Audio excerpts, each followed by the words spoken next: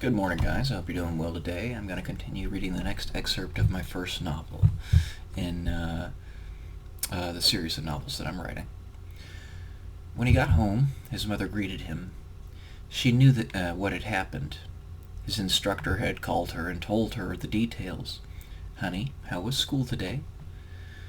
"Mom, can we go talk about it in your room?" Alan was about to explode, his emotions rapidly overcoming him. He did not want the rest of his family to see him like this, but he knew his mother could be there for him. They walked up the stairs to her room. She opened the door, and they were greeted with white walls. There were no pictures hung in boxes full of files strewn across the floor. The only organization in the room was a neatly made bed with a pink blanket laying atop it in the center of the room, and an old dresser just opposite with a large black and white television on it. He and his family were nomads, moving from house to house every few months, never able to settle down in one location for long. A few times they had been evicted for missing one too many rent payments, but mostly Alan's parents moved of their own accord, oblivious to the trauma this caused Alan. Alan was largely oblivious as well. He only knew his difficulties in connecting with other children, but he could not determine the source of it. These elements of his life compounded upon each other, compounded upon his misery. Alan sat on the bed, sinking into the down covers on the mattress. His mother pulled up a worn wooden chair, hidden behind a stack of boxes to her left, placed it 3 feet in front of Alan, and sat on it, her deep, weary eyes staring directly at him. "Is everything all right, Alan?" she said with a calm and soothing tone. Alan looked down at his legs, struggling to contain the fire burning him inside. But he could no longer. He burst into tears. His mother stayed there with him for over an hour, soothing him, explaining to him that it was not his fault, and that there was nothing wrong with him, that the girl with whom he was so enamored didn't understand. Didn't understand him?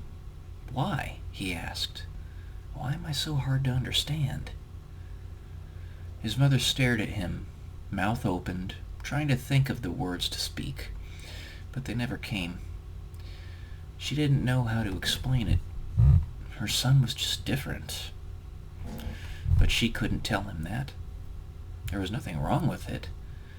But if she said he was different, with his brilliant mind, he would have come to the logical conclusion that there was something wrong with it because of the evidence levied before him.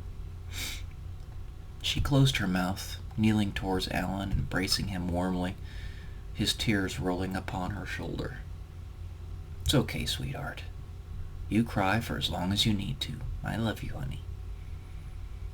His tears were like acid to his soul, he thought. But he must subscribe to this bloodletting. His mother held him in her embrace for the better part of 5 minutes, and then released him gently as he laid his head down on the mattress, staring at the ceiling. "You stay in here as long as you need to, honey. Mom needs to leave."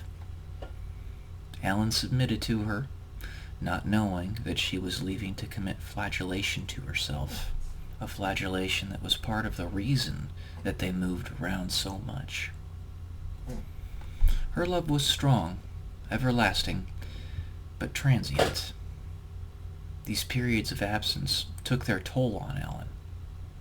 He lay there for another half hour, tears slowly subsiding, thoughts of the situation plaguing his innocent conscience. Suddenly it all stopped. Everything. His face became stone. What was left of his teary-eyed weariness had dried up instantaneously. He sat up. "It's time to start," he said, as if possessed, and walked towards his room across the hall, his subconscious mind speaking to him in a way it never had before in his short life. And it was so subtle that he did not even recognize the change. That's this section. I'll come back at you tomorrow with the next one. Love y'all. Peace.